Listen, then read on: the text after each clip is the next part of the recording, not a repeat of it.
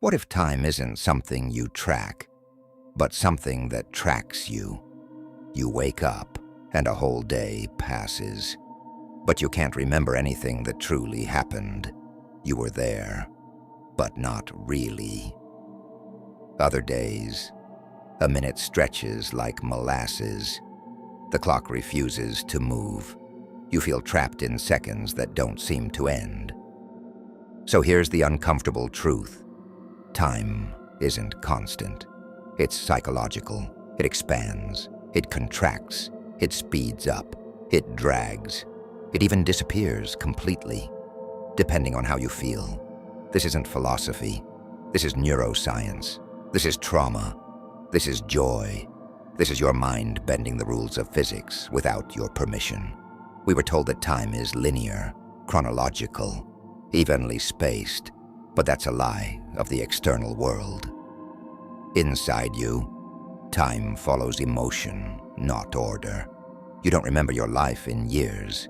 You remember it in impact, in moments that made you feel something, in flashes of loss, bursts of laughter, silences that stretched into eternities.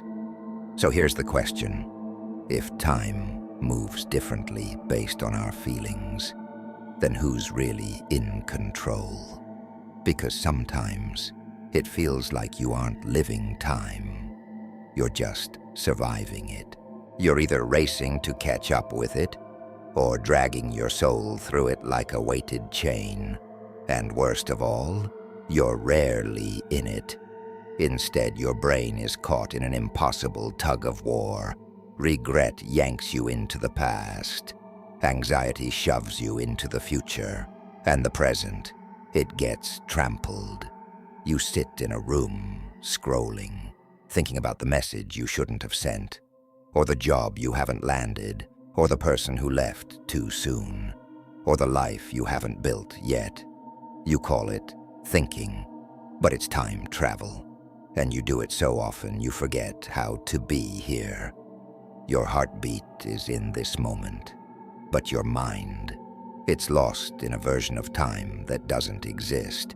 That's not just a personal issue, that's a psychological crisis, because the more we abandon the now, the more disconnected we feel from reality, from peace, from ourselves. The result? We start measuring life by productivity, not presence. We use minutes to chase money. We use hours to feed algorithms. We use our days trying to impress a future version of ourselves that never arrives. And when we're finally alone, in a moment of quiet, we panic because we've forgotten how to just exist inside time without trying to control it. Here's what no one told you. You don't run out of time. You leak it, drip by drip, thought by thought, regret by regret. And until you learn to live in the psychology of time, time will never belong to you. Time doesn't live in your clock. It lives in your brain. And your brain is a master manipulator. You think you're moving through time, but really, time is moving through you. Depending on your focus, emotions, and state of mind, that river either floods, slows, or dries up entirely. When you're bored, anxious, or stuck in a waiting room, seconds feel like hours. But when you're in love, when you're dancing, laughing, creating, hours vanish like vapor. It's not time that's shifting, it's you. There's something in neuroscience called the internal clock, a mental metronome that counts the seconds in your head. This clock doesn't run on batteries, it runs on attention. When you're deeply focused, your brain logs fewer events, so time feels like it flew. But when your brain is overstimulated, say, in a crisis, it records everything, so time feels slow, suspended, like you're trapped inside the moment. This is why trauma stretches seconds into eternities. Your brain, sensing danger, takes a mental snapshot of every detail, every smell, sound, shadow. Because in survival, detail matters. But in joy, detail disappears. You lose yourself, and with it, your sense of time. Memory also plays a trick. You don't just remember what happened, you remember how long it felt. A boring hour feels longer in hindsight than a joyful day, because your brain confuses impact with duration. Here's another twist. Dopamine, the chemical of pleasure and anticipation, can warp your internal clock. High dopamine speeds up your time perception. Anticipation drags it. Waiting feels endless. That's why waiting for a text back feels like a decade. But scrolling for an hour? Gone in a blink. Because you weren't waiting. You were numbing. Your brain also anchors time to emotion. You don't remember every Tuesday at 4 p.m., but you remember the day your heart was broken, the silence after bad news, the breath before applause. Emotion freezes time. It bookmarks it. But here's the part no one tells you. The same mechanism that distorts time can also be used to master it.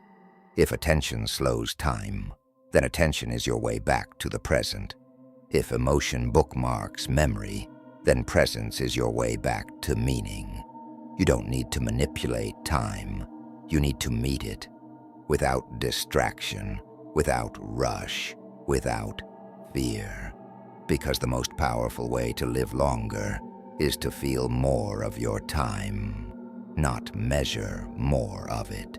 We say time flies when you're having fun and crawls when you're in pain. That's not just a saying.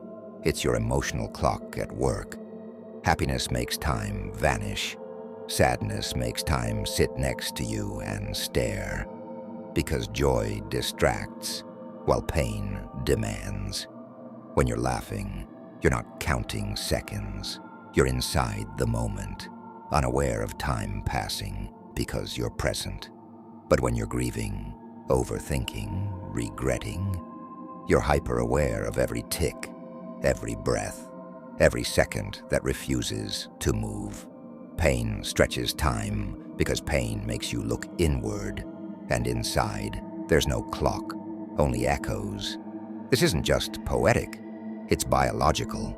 Negative emotions activate the insular cortex, the region responsible for time perception. Heartbreak can feel like weeks in an hour. That's why depression feels like living in a slowed-down reality. When you're sad, your brain processes more internal cues: heartbeat, breath, discomfort. Time becomes something you feel painfully, but joy pulls you outward. Your awareness shifts from your body to the world. You become less aware of time because you're finally living inside it. This is why the best moments go undocumented. You forget to take the photo because the moment was enough. You weren't a witness, you were alive. But this is also why joy feels fleeting, because it comes without weight and sadness. Sadness lingers because it has questions. It repeats its story until it's understood, and the brain, always trying to solve pain, slows the reel, so you can study every frame.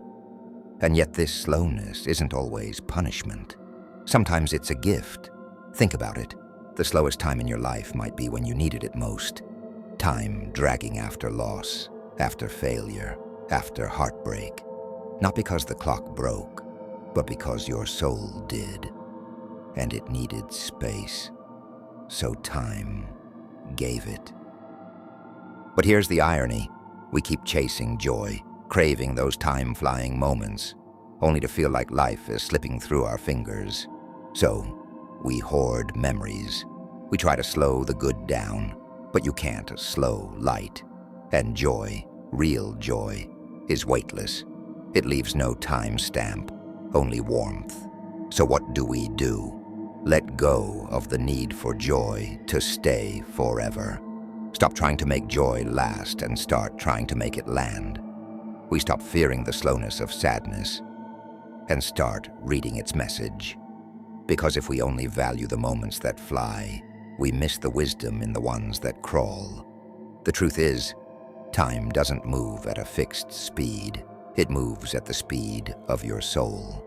And sometimes the soul needs silence, stillness, and even sadness to remember what it means to feel real time.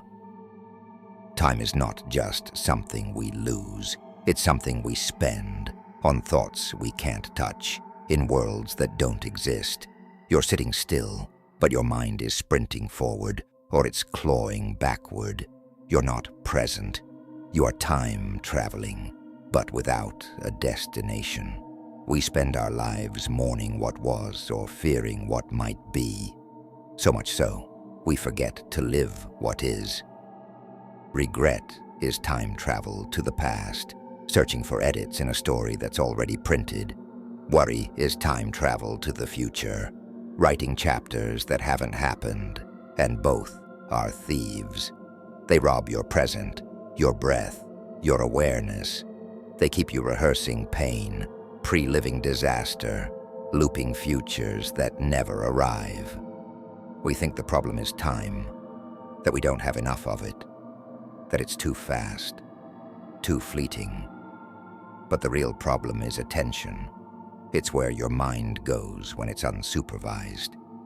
And for most of us, it wanders into wounds or worries, because both are louder than peace. The brain has a negativity bias, that an evolutionary trick to keep you safe, so you keep scanning for threat. So you remember what hurt and anticipate what could. But in doing this, you sacrifice what is. The past is heavy. It anchors. The future is fog. It blinds, and the present. The present is a doorway, but most of us never open it. We stare through the keyhole, fidgeting with locks that don't matter. You don't escape time by running ahead. You escape it by standing still, long enough to realize you were never trapped. Stillness is not stagnation, it's clarity. But modern life teaches the opposite. Pause, and you're falling behind. Rest, and you're weak. Be present? That's naive. So we scroll, we schedule, we keep busy. We mistake motion for meaning. But in reality, the present isn't small. It's everything. The only place where joy is real, where pain can be healed, where choice is alive. But we resist it, because presence asks us to feel, to release the illusion of control, to exist without escaping. Imagine this: you walk through your day with full awareness of time's texture, its shape in your hands, its rhythm in your breath. You don't ask time to go faster, you ask it to go deeper. And suddenly, you're not running out of time, you're stepping into it. You've been taught to fear time, to beat it, to optimize it, to never waste it. So, you hustle, you track, you measure, you turn every minute into a currency, and still, you feel bankrupt. Why? Because time isn't your enemy. Your fear of time is. You don't just carry watches, you carry guilt. Guilt for time you wasted, for months that blurred, the years that slipped by in confusion or survival, the mornings lost to scrolling, the evenings lost to worry. You mourn time the way others mourn people. But grief has no clock, and guilt has no finish line. But remember, you're not late, you're not behind, you're human, and time doesn't demand your perfection, only your presence. Those years you think you lost, they taught you. Even the silence shaped you. Even the pause prepared you. Not every chapter is meant to be loud. Not every season is for building. Some are for becoming. What if the clock isn't ticking against you, but with you? What if the minutes you regret are actually the foundation beneath your next becoming? Because here's what no one tells you. Wasted time is only wasted if you never return with compassion. But once you revisit it with wisdom, it becomes legacy. So, forgive the slow days, the broken plans, the detours and delays. Forgive the past versions of you who did what they could with the tools they had in a world that moved too fast. You're not racing time. You're building rhythm with it. You're learning its music. You don't need to dominate your calendar. You don't need to fill every second to feel alive. You just need to stop fighting the clock and start dancing with it. Because the clock doesn't care how productive you are.